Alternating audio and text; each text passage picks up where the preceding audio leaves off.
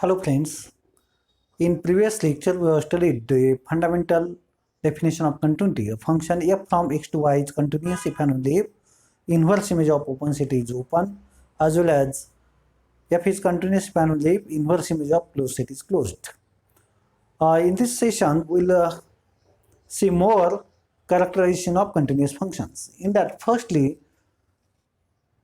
if xd and y are two matrix spaces, then function f from x to y is continuous if and only if f maps closure of set to closure of its image. Means f of a closure is subset of closure of f of a for any a subset of x.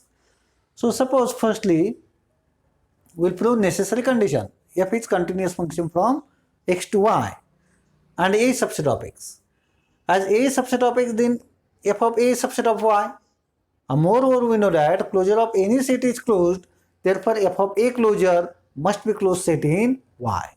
Now, inverse image of closed set is closed under continuous function, therefore inverse image of inverse of f of a closure is closed in x. F of a is subset of f of a its closure, and therefore a is subset of inverse image of f of a closure. A closure is we know that if we have two sets A and B, then A closure is subset of B closure. So by using that, this implies A closure is subset of closure of right hand side, and therefore A closure is this, because for closed set closure is as it is. So f of A closure is closed set, therefore closure of it is nothing but itself. So f of a closure is contained in f of a closure. Conversely, suppose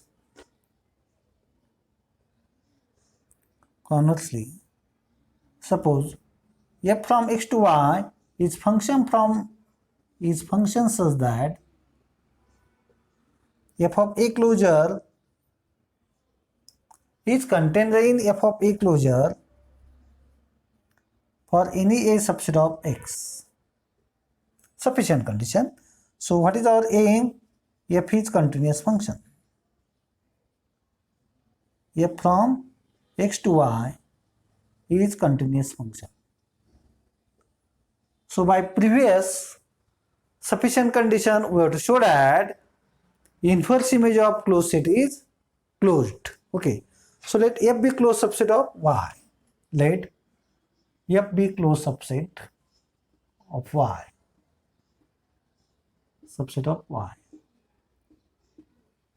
For this closed subset, f inverse f is subset of x.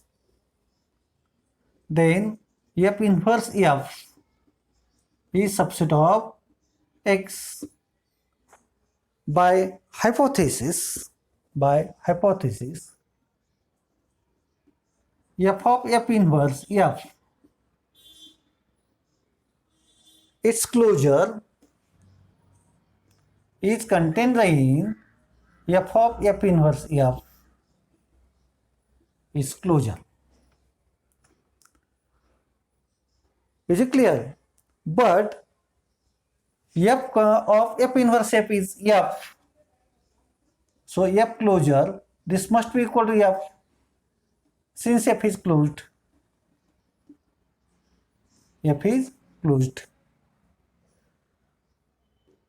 So f of f inverse f closure is contained in a.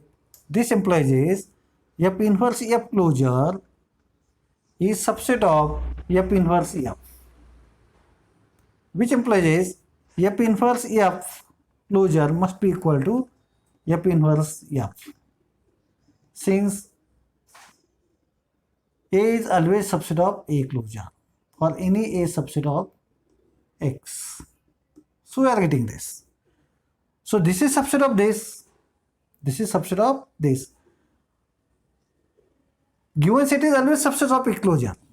So reverse way inequality hold means equality must hold. Okay.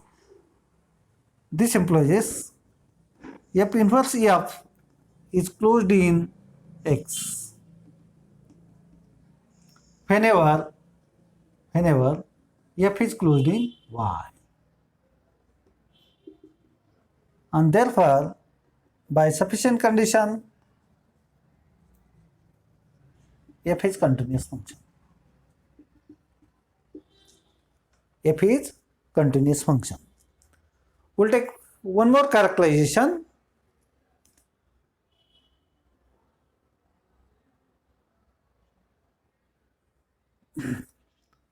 If xd and y row are two matrix spaces, then f from x to y is continuous if and only if closure of f inverse b, f inverse b its closure is contained in f inverse b closure for any b subset of y, for any b subset of y.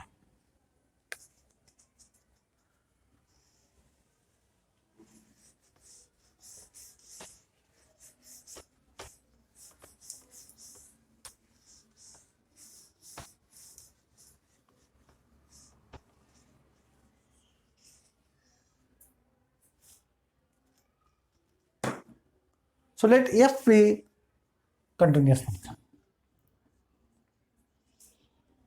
Suppose f is continuous function.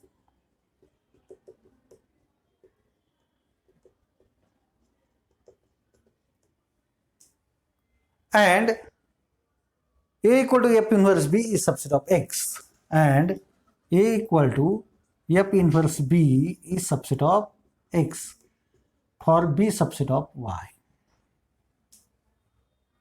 For b subset of y. Then f of a is equal to b is contained in y. By previous result, or what this implies is f of a closure is contained in b closure.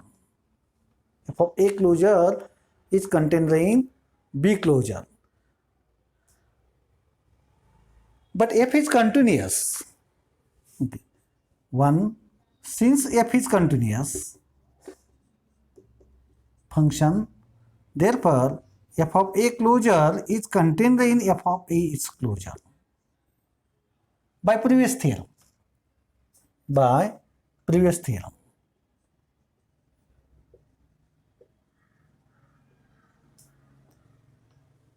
Is it clear? Since f is continuous function, so we are getting this, and therefore a closure is contained in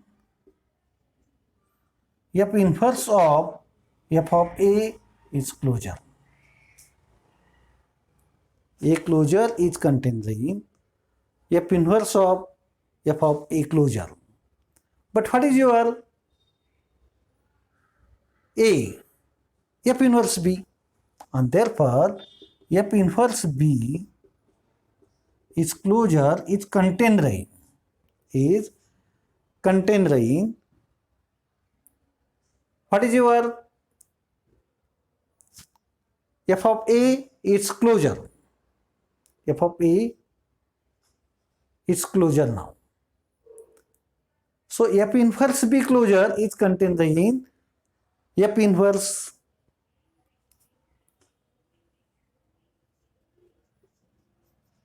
b closure. Okay. So this is contained in f inverse b closure, right? From 1. Therefore, f inverse b closure is contained in f inverse b. Okay. For any b subset of y. Now conversely suppose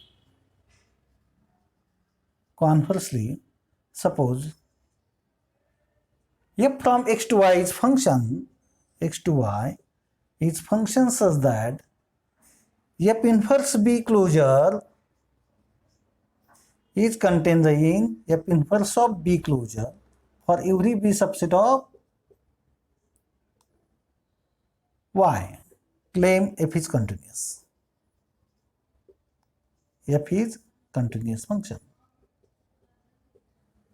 So for this it is sufficient to show that inverse image of closed set is closed.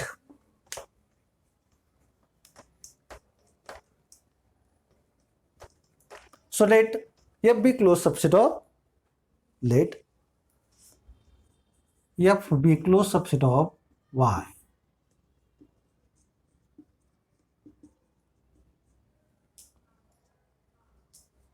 As f is closed subset of y, so by hypothesis, okay, then f closure is equal to f. By hypothesis, f inverse B closure, f inverse of B closure will get f inverse of f its closure is contained in f inverse of f closure, which is equal to f inverse f. Okay, since f equal to f closure, this must implies f inverse f closure is equal to f inverse f. Since f inverse f is contained in f inverse f closure always. This is always true. This implies f inverse f is closed subset. Is closed in X. For any closed subset, f of y, and therefore by sufficient condition, f is continuous function. So thus, in this session, we have taken two sufficient conditions for continuous function. So with this discussion, today we'll stop our session here. Thanks for listening lecture carefully. Bye bye.